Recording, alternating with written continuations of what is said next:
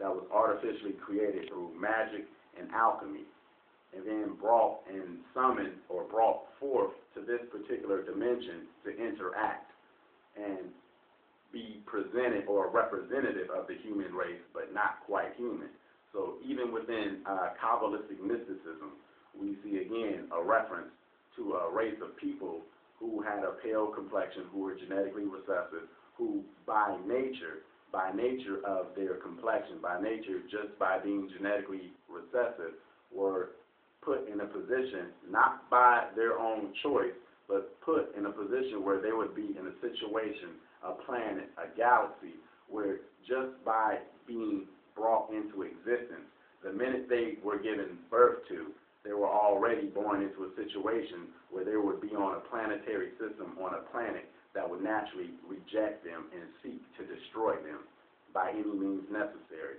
And right now, when we deal with global warming and these accounts of skin cancer, we are dealing with cosmic and planetary consciousness coming in alignment to what our ancestors fell short on in creating an artificial life form and introducing it to the planet and letting it run wild on the indigenous peoples. Though time, the average humanity, we have forgotten. Every day we look at television programs, we're looking at science shows, and we're always hearing about cloning, but we have not fully explored our ancestors' works that have been left here in temples, stone monuments, on papyrus for thousands of years that hold not only spiritual weight, but hold scientific weight that is hard to refute when we look at the weight of the genius and brilliance of KEMIT, who the Greeks called Egypt. Peace. So, you need to get that. Yeah, 1 second.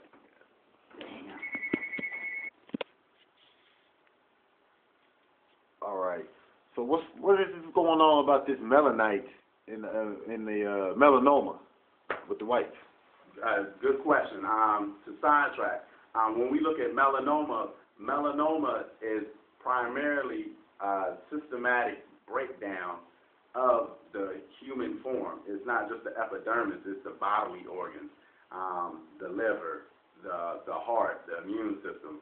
Melanoma wreaks havoc on the body, and what it is an inability to interact with the natural light spectrum that is projected by our sun onto the planet. Now, every day when we wake up, when we look at that sun, the sun gives complex light codes that inspire our plants to blossom, nature to flourish. But this same program that essentially nourishes every species on this planet destroys the European race. As a brief example, I'm going to read this off, then hopefully we can zoom in and get a good shot. I have a clip from the American Cancer Society. I'm going to read it before I post it up. And it says, it's a picture of a European male, and it says, "My sister accidentally killed herself. She died of skin cancer." Now, why would they say, "My sister accidentally killed herself"? It is to the point now that the American Cancer Society is saying that if you expose yourself to the sun openly without any form of protection, be it sunscreen or whatever, that at this point now, where the planet is in position with the sun, you are killing yourself. It's almost like committing suicide. And now the American Cancer Society is posting warnings to the white race, because what we're dealing with now is a European race that is now on the endangered species list.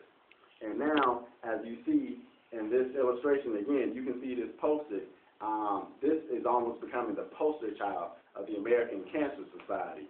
They're not talking about breast cancer. They're not talking about cervical cancer. They're primarily dealing with melanoma and skin cancer, which is essentially wiping out whole populations when you start getting into Europe, Iceland, and Europeans that are in tropical areas. The British and the Europeans that enslaved the Aborigines of Australia, the Twa, things of this nature. All where you see European colonization, you are also seeing an unbelievable insurgence and presence of deadly, vicious forms of melanoma that are literally destroying the skin, the tissue network. It's literally just atrophying the body. And it's to the point where, again, when you look in the average magazine geared toward Europeans, they're issuing global warming to announce the global extinction of the European race, which is essentially inevitable. I would say within the next 150 to 200 years, you're going to see what basically equates to the global extinction of the European race, which is why now you see in mainstream media and Hollywood the promotion of interracial couples. You will see this more than ever, more and more, because it is through the Semite that the Caucasian will attempt to live and resurrect themselves. And that was the primary thing of the Aryans and the caste system and the Brahmins when they invaded India, then KEMIT, Africa, and they brought their system, polished it in KEMIT of racism and classism, or the caste system, meaning the white is at the top and considered to be the definition of God and the image of God. The yellow race, the lighter skinned races, and all the pale, light skinned races are the next image of God. They are perceived to be the most beautiful, the most desirable physical traits. And then when you get to the brown, the darker complexions, these are to be the inferiors. Or as when you go into today, you'll still see the ancient Dravidians, you'll see the red dot on their head, meaning untouchable, because there was a time when the Aryans invaded, it wasn't just Caucasians. So when we say Indo-European, we're talking of Caucasians and biracial children. As they moved and enslaved and raped our ancestors, they would take the biracial children, bring them up in Aryan rights, and put them in positions of power over the darker races. And if the darker races, there was a time in India under the laws of Manu, which was a cult system of the Brahmins, where if you were an African and tried to read from their holy text of the Aryan Brahmas, which was known as the Vedas, they would take, if you were a Sudra, which is in India, Sudra is a reference to the dark-skinned race, they would take you, open your mouth and pour molten lead into your mouth. So the concept of melanin goes deep, because essentially every Aryan nation, every Indo-European, every Caucasian military installation, every Caucasian nation instantly recognized that to conquer a black nation, you go to the heart, which is its indigenous people, i.e. the darker races who are indigenous, the progenitors of the culture. Because when you go all throughout the planet, dark skin is synonymous with prophet. When you see the oldest depictions of Jesus, it is in the darkest skin tones. When you see the oldest depictions of even Buddha, the depictions of it are of a jet black human being. In India, Krishna was known as the blue-black.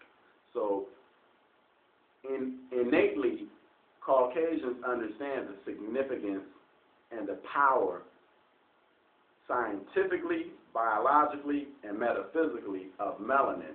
And in order to lock down our paradigm, they attack the melanin structure on all levels. So there can be no openings in our political system. They attack melanin, the darker seeds. In our religion system, they attack melanin, the darker seeds.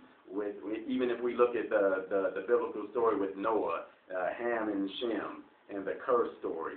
When we look at Mormons, they teach that if you have dark skin, that you're cursed and things of this nature. So when we look at melanin, it's that the application and the depth and the richness of this discussion is so great, because it's something that pierces the veil of every academic system we could think of. It's not just scientific. This bridges into religion, metaphysics, and the occult.